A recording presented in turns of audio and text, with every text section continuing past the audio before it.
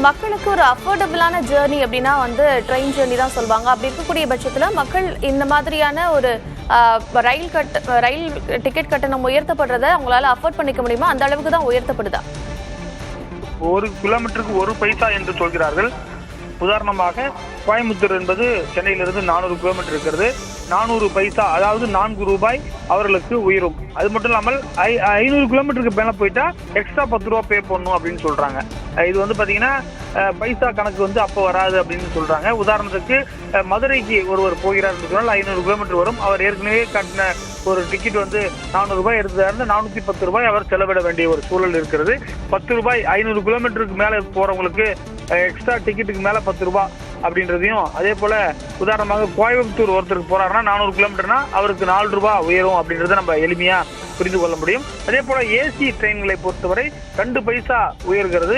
அப்படி என்று சொன்னால் நம்மளுக்கு கோயம்புத்தூருக்கு வந்து 8 ரூபாய் என்ற அளவில் ஏசி கோச்சில போறவர்களுக்கு உயரும். அதே போல மதுரைக்கு ஒருவர் செல்கிறார் என்று சொன்னால் அவருக்கும் இந்த கட்டணம் என்பது கிட்டத்தட்ட ஒரு 20 ரூபாய் உயரக்கூடிய வாய்ப்பு இருக்கிறது. இதுதான் நம்ம இந்த கட்டண உயர்வு மூலமாக எளிமையாக புரிந்து கொள்ளக்கூடிய விஷயமா இருக்கிறது. உதாரணமாக சென்னையிலிருந்து 200 கிலோமீட்டர் உள்ள தொலைவு எதுன்னு பாத்தீங்கன்னா ஜோலார்பேட்டை.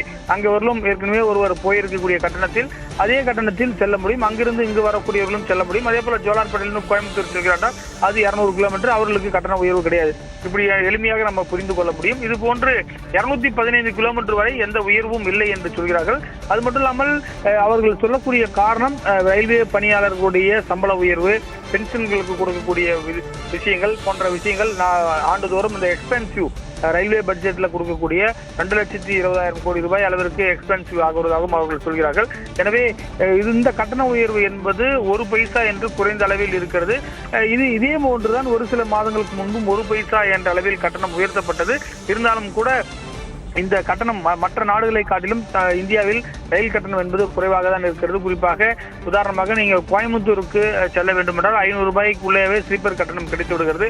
இதே நீங்க ஒரு ஆம்னி பஸ்ல போனீங்கன்னா கிட்டத்தட்ட ஒரு 2000 ரூபாய் வரை ஆகிறது. எனவே மற்ற சாமானிய மக்கள் அதிகம் பயன்படுத்தக்கூடிய லட்சக்கணக்கான மக்கள் பயணிக்கக்கூடிய ரயில் கட்டணம் என்பது ஒரு முக்கியமான ஒரு கட்டணம். அதை வந்து 1 பைசா நிர்வாக காரணங்களுக்காக தெற்கு ரயில்வே மற்றும் இந்திய ரயில்வே கூடிய அனைத்து மண்டலங்களுக்கும் அமல்படுத்தி இருக்கிறது. கார்த்திகா.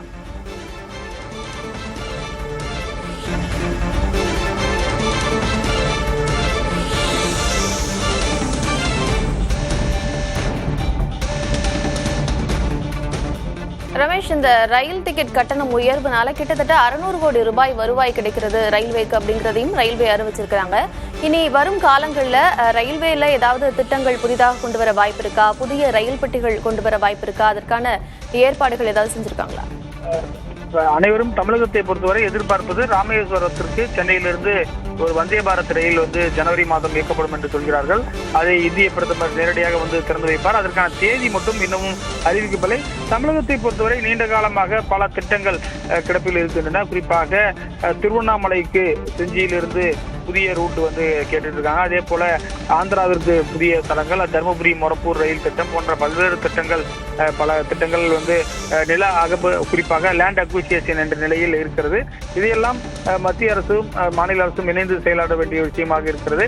குறிப்பாக தமிழகத்தை பொறுத்தவரை சேவைகள் இன்னமும் அதிக அளவில் கேட்கிறார்கள். தமிழகத்தை சேர்ந்தவர்கள் குறிப்பாக ஃபெஸ்டிவல் டைம்ல வந்து அதிக அளவில் சொந்த ஊர்களுக்கு செல்ல முடியாத ஒரு சூழல், அதிக அளவிலான ரயில்களை இயக்க வேண்டும். அதற்கு வழித்தடங்களை அந்த குறிப்பாக மதுரையிலிருந்து நெல்லை வரை இருக்கக்கூடிய 2 வழித்தடங்களை இன்னமும் பணிகளை விரைந்து முடிக்க வேண்டும் என்று சொல்லப்பட்டிருக்கிறது. இது போன்ற பல கோரிக்கைகள், நீண்ட நாள் கோரிக்கை என்பது தமிழகத்துடைய ரயில்வே திட்டங்களுக்கான கோரிக்கை என்பது நீண்ட நாட்களாக பல திட்டங்கள் இருக்கின்றன.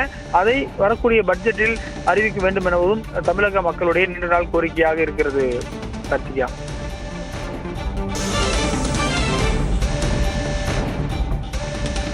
ரமேஷ், நிர்வாக காரணங்களுக்காக ரயில் டிக்கெட் கட்டணம் உயர்வு அப்படின்னு ரயில்வே அறிவிச்சிருக்கு. இந்நிலையில ரயில் பெட்டிகளுக்குள்ளாக சில சர்வீசஸ்லாம் இருக்கு, அதெல்லாமே இம்ப்ரூவ் ஆக வாய்ப்பு இருக்கா?